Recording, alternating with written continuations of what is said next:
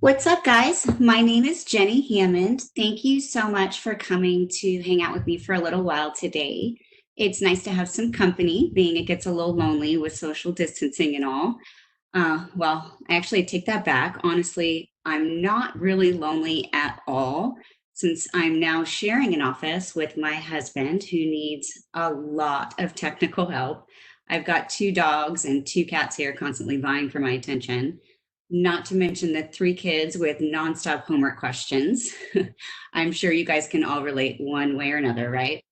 But anyhow, I do appreciate your company and I hope you guys are all doing well, staying safe and sane. We want to make sure you know we are here for you. We're here for your business and here for your insureds. So please reach out if there's anything we can do to support you during this difficult time. So today I'm going to be showing you how to quote and bind on the OnlineMGA platform, also referred to as OMGA. We have both SIS Insure and Paramount producers on with us today.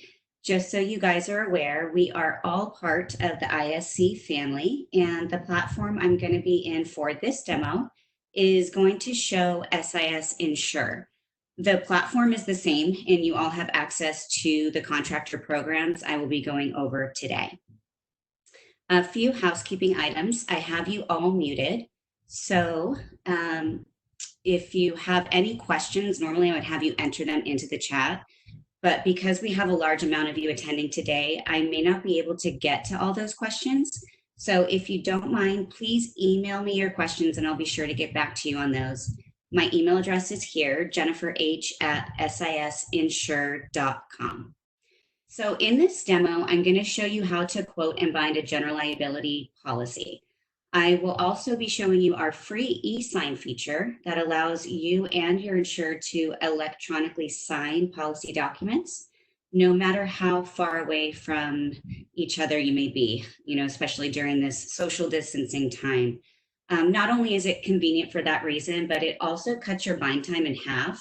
All the documents will be uploaded automatically when you use eSign, so you won't have to upload them yourself. Another feature we offer that I'd like to discuss very quickly before we begin is our agency branding. We understand how important brand recognition is, which is why we place your agency's logo on the application that goes out to your insured for signature. So if you haven't already, please send us your logos. The email address is marketing@sisinsure.com. Vector, PNG, and JPEG formats are accepted. Please, no PDFs. Now let's get started with the quote. So first, we'll need to log into the platform. And once you're logged in, this is what you will see. This is going to be your home screen. This is going to show you all of your quotes that are in progress, that are sent off for approval, quotes that have been approved, quotes that are pending bind, and anything that couldn't be bound is going to show up here in incomplete bind, and then this is where you'll find all of your new binds. Up on the top right-hand corner here this is the home screen. So aside from that, we've got some other shortcuts here. This is the Renewal Center button where you'll see all of your renewals from 30 to 60 days out. We've got our favorite shortcut. This is a quote archived shortcut. This is where you can view all of your e-signature documents. This is your agency information. And this is a live chat feature that we have available so you can chat with a team member during our working hours. Along the left side here are all of the different programs you can quote online. So we've got the general liability, excess, home inspection and property preservation, tools and equipment, builder's risk and course of construction, contractor's license bonds, which is only available in the state of California, and workers' comp. So today I'm going to be quoting a general liability for a handyman. So I'm going to go ahead and select the comparative rater. And then we can go ahead and start to enter in our insured's information.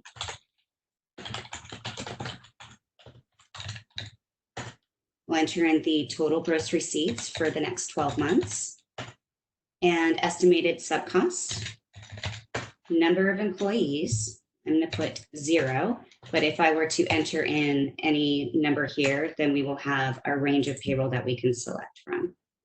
So for this quote, I'm going to go ahead and enter 0. And then the number of years in business. Is this a premise only policy? We're selecting no because we definitely want to cover their work. And then we'll select their class code. So I will go ahead and put in here a handyman.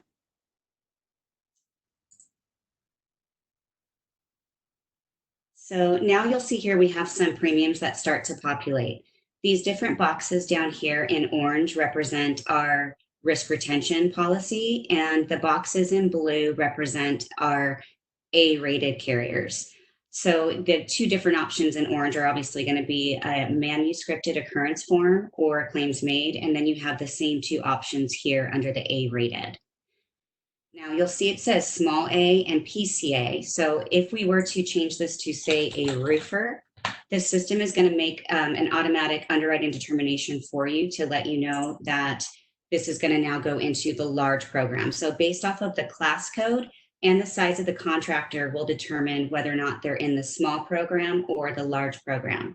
So now we see down here, we've got PCIC, which is the large risk retention program. And then we've got our large A for our A-rated program. So I'm going to go ahead and put that back to handyman. And when we do that, we will jump right back into the small programs. And I'm going to put in here some payroll for you. And I'll show you why in a minute. Okay, so now we're going to go ahead and select our limits. Our SIR is preset at 2,500. If there's been any losses in the last 5 years, what the estimated material costs are, our desired effective date, and what states the insured is working in, and are they performing any structural work. These little buttons here are going to show you if you wanted to add any of these additional coverages, such as tools and equipment. It tells you you can add $10,000 in miscellaneous tools for as little as $200. And at the bottom of this quote is where we can add on that coverage if we want to. So I'll show you that in just a moment. Here we've got all of our endorsements. So we can go ahead and add our blanket AI, our waiver subrogation, primary wording. This per project A-rated coverage is only for the risk retention policy. Because the risk retention policy is a non-rated program, you can actually add a per project A-rated endorsement to that policy if you have somebody that requires on a certificate of insurance that you have an A-rated carrier. So when we select that, you'll see it takes out our premium on the A-rated program because we've let the system know we're not interested in the A-rated program since we just wanted that A-rated endorsement. So if we pull that off, then we'll go ahead and get both options back in here. The rest of these endorsements you see on here are going to be buybacks. So it's really important to go through these and look for, things that would pertain to your insured. For instance, if we had a plumber that was sweating pipes, we would want to add this heating devices buyback onto the policy to make sure that he was covered with that torch. So any of these that would pertain to your insured, please go through them and add any buybacks that they may need. And this is where you can go ahead and add in your broker fee. You can choose whether or not you want to have that reflected on the proposal that goes out to your insured. And this is where you can select your payment options. Now, you will need to select a program before you can select your payment options. So if I was to select the small A, then I would have the payment options available. So you can either finance through one of our finance companies, or you can use your own third-party finance company. So you would just select that option here, or you would select full pay. And if we hover over any of these now, it will let us know what the total amount of the premium is, what the commission will be, and if we were financing, it would let us know what the down payment would be and the monthly installments as well. Over here, we've got our application progress percentage. So as we go along this application, this percentage will increase until the application is complete and we can send it off to underwriting.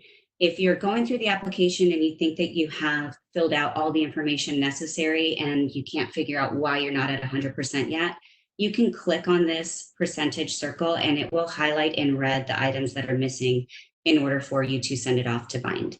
So I do have a quote that I have already started for this demo. So I'm going to go ahead and open that up now.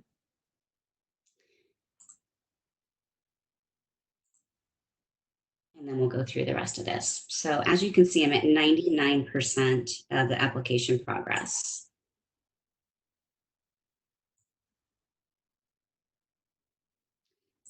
This is where we've entered in our company information. So their license number, their classification, first and last name, years of experience in the trade, the entity of the company, whether it's an individual, corporation, partnership. You do not need to enter in anything that is not bolded. For instance, the social security number is not required, but anything that is bolded is a required field. As you can see here, it's highlighted in red. So we'll enter in the applicant's phone number and the applicant's email address, which is really important because if we're going to send this off via e-sign to the insured to sign, we're going to be using the application that we've entered into. We're going to enter in the email address that we have entered into the application. So now use carrier approved descriptions. This is very important. There are a couple of tiers of underwriting.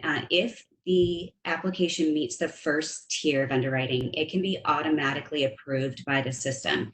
There are some qualifications. This is one of them. If you select no under this use carrier approved descriptions, it's automatically going to require an underwriter to review the application. But if you mark this yes, it will help it along the way of being automatically approved as long as it meets all the other criteria as well. So if it does meet this carrier approved description, then go ahead and keep that marked yes. If you feel that there's some additional information that isn't reflected here in the carrier approved descriptions, then change that to no and go ahead and enter in what their description of operations are. Here we've got to describe the largest project that they performed in the last 5 years. What were the gross receipts of their largest projects in the last 5 years? What were their gross receipts for the 12 months prior to this application? And how many projects did they perform in the last 12 months? You've got the applicant's physical location. If it is the same as the mailing address, you'll go ahead and keep that checked. If it's different, then uncheck it and enter in the applicant's mailing address. Type of work performed. So we'll do the breakdown of new construction versus remodel repair and residential versus commercial. So these will need to total 100. And then the maximum number of interior stories, number of exterior stories, the maximum exterior depth below grade, and then answer all of these yes or no questions if they're performing any roofing operations, if they're doing any waterproofing, motorized heavy equipment, tract work, anything over 25 units or more. Will they be doing any new condos, townhouses, or multi-unit residences? And if they'll be working for condominium townhouses, doing just repair only, and any OSIP work. And then just go ahead and go through all these yes or no questions and answer them appropriately. And this is the additional business information as well. So now down here, we've got the ability to add on some coverages. So if we wanted to go ahead and add on those $10,000 of miscellaneous tools, we will go ahead and mark this yes. And now we will get some additional questions to answer here. The effective date is going to be the same as the general liability policy. You can just leave that there. If it's different, go ahead and change it there. Select your deductible, any losses in the last 5 years. And here we've got some bundles. So we've got bundle number 1, which is that $10,000 of miscellaneous tools. We've got a bundle number 2, which also adds on $5,000 of office contents. You can customize. If you've got some heavy equipment, for example, and you needed to schedule those on, you'll want to do the custom bundle. And then if you just need rented and leased equipment only, you can select this bundle as well. So we'll leave that bundle number 1 selected and then answer any additional questions for that purpose. If there's any additional interests, we can go ahead and add those on here, but I'm going to select that there is none. If we wanted to add TRIA, and additional business information. Go ahead and go through those yes or no questions. So now if we hover over our option down here, we'll see that we've got the equipment premium added on now, and it shows the breakdown of that. So now that we're at the bottom of this quote, you can see that this now doesn't represent any percentage at all. It says that we can actually send this off to request approval. So we'll go ahead and do that now, and this will be sent off to underwriting. And as I mentioned before, if it meets that first tier of underwriting approval, it'll automatically be approved, and you'll see that in the status here. But in this case, this will need to be reviewed by an underwriter, which is why it's showing me approval is requested, and an underwriter will be reviewing it momentarily and getting back to you. If you do need this to be rushed for any reason, feel free to reach out to the underwriting department and provide them with this app ID, and they can go ahead and pull it up for you, review it, and get it over to you very quickly. So now that we've got an approved quote, we are ready to go ahead and send it off to our insured for e-sign. So by doing that, you're going to go back into the quote, and you're going to select e-sign documents. This is going to load the application that we just got done completing. If you are able to accept credit card payment and you want to include a payment authorization form for that purpose, you can check this box. And if you do not accept credit card payments, then you don't want to include that payment authorization form because it's just for your use only. We do not take the insured's payment via credit card. So we are going to confirm and review, and we will have to scroll all the way down to the bottom of this document before we can accept the terms and move on. So now once we get down to the bottom, we can go ahead and select accept. And now we're going to hit submit to send it to the email address that we entered in to the application. If you need to send it to a different email address, then you're going to select use alternate email address and type in that email address here. You're going to click the submit button, and now that application has been sent off to your insured to sign. And now we can see that here it says initialized. So once the insured receives that document, they will open up their email and go through the document and do their e-sign portion. And I'm just waiting for that email to come to me so I can show you what that looks like. So this is the email that your insured is going to receive. It's going to let them know that you, the agent, needs you to sign some documents to complete your application. They'll click review and sign. And now the document's going to load so that they can review it. You will also receive an email notification once your insured has opened up that document and is viewing it. You'll be notified of that. So they're going to go ahead and agree and click continue. Now, when they review your application, if you have provided us with your agency logo, it's going to appear here in the top right-hand corner. And you'll also have an icon of your agency over here in the left-hand corner. So they're going to select start, and they're going to adopt their initial. And they're going to go through and sign the document.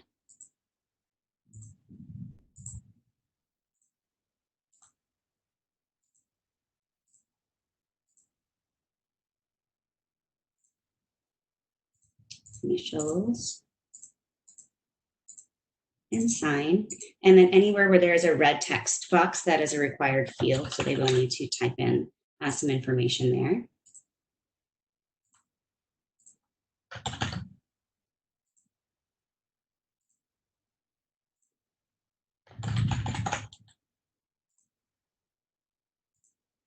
And then all of the surplus line documents are going to be included in here as well, so you won't need to provide those separately.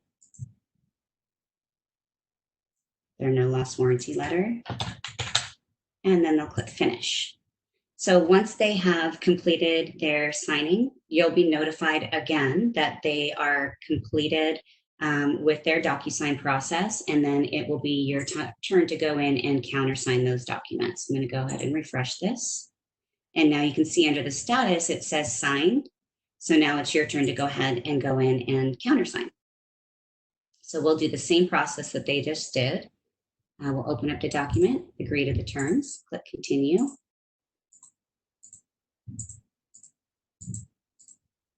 And where your signature is required, it will take us through the entire document. You'll need to fill in any necessary fields that are highlighted in red.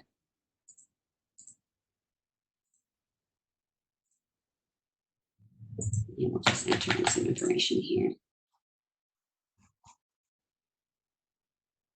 And then this is the check draft authorization form for your use to provide us with the down payment of the policy if you're not financing it. And then go ahead and click finish.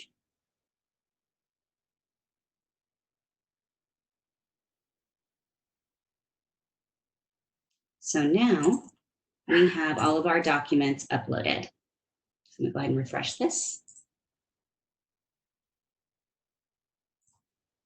So everything is already is uploaded here. So now we can go ahead and send this off and request bind. Enter in the effective date that you want this to be bound. And click continue. And now it's in underwriting bind review. So if we go back to our home screen, we can find that under our pending bind. And then once an underwriter does review it, you can go ahead and find that under your new binds once it's been bound. And then you can print the policy documents and share them with your insured. So that's how we go through a general liability quote from beginning to end. Real quickly, I just want to show you how easy it is to also quote a workers' comp policy. The first thing it's going to ask you is, do you have a general liability policy with us? If you do, select yes, and you will go ahead and enter in the information regarding that policy, enter in the FID, policy number, or the name of your insured. And if you do not, then you can click no. And then you'll go ahead and enter in the information just like we did on the general liability policy. And another quick way to do that is if we were to go into the quote that we just did, we can actually cross-sell it with our cross-sell feature. So it's this icon right here, quote one of our other programs. It's going to take that information and drop it into the application that you choose. So we want to put this into a workers' comp application, create and rate. So now we don't have to re-enter all the insured's information. So it's a nice little shortcut. And then just go through and fix any of the fields that need to be fixed, like this. I have 4/1 as an effective date, and obviously we can't backdate. And then enter in the rest of the information here. Include coverage for the owner. I'm going to keep that no. If we needed to add a blanket waiver, what are our payment options? And I don't know if I have some payroll in here. Oh, so we need to select our class code. So we're going to put in here that he is a landscaper. Make sure that the XMOD is in here correctly. Number of years, management experience, and if they've had any losses in the last 5 years. And now we've already got our indication for premium. And then we'll go through and just make sure all the other information is correct. And then we can go ahead and send it off to be looked at by an underwriter.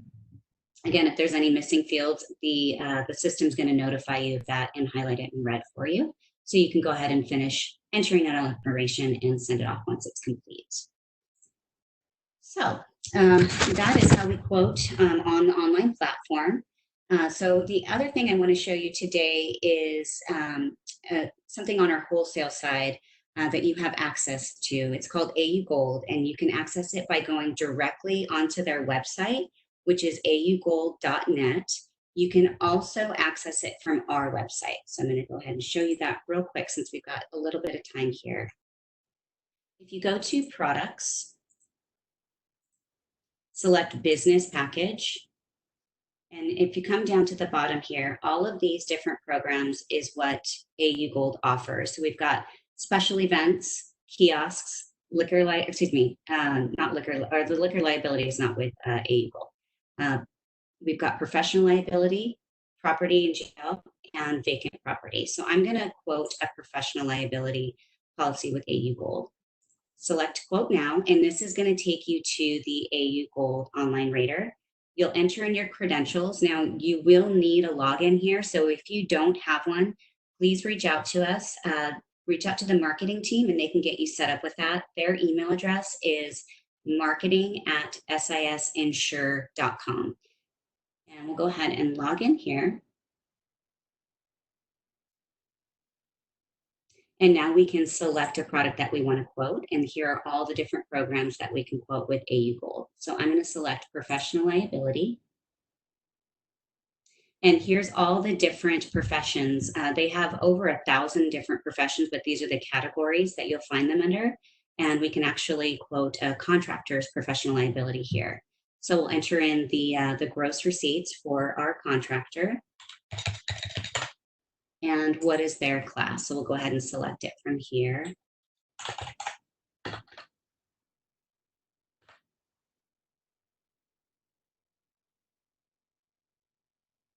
So I'm going to put in here that he's a cleanup service.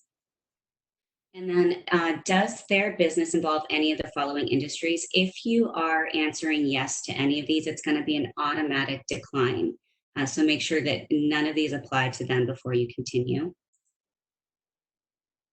Let's see, are any of these revenues derived from entering into contracts where services provided are contingent upon the client achieving cost reductions? Does the applicant, as condition precedent to all coverages under this policy, agree to maintain on a continuous basis? And mark this yes. During the past 5 years, has there been any claims? No. And is the applicant aware of any actions that may lead to a claim? No. And then we can go ahead and click continue. You'll enter in the applicant's information, their mailing address,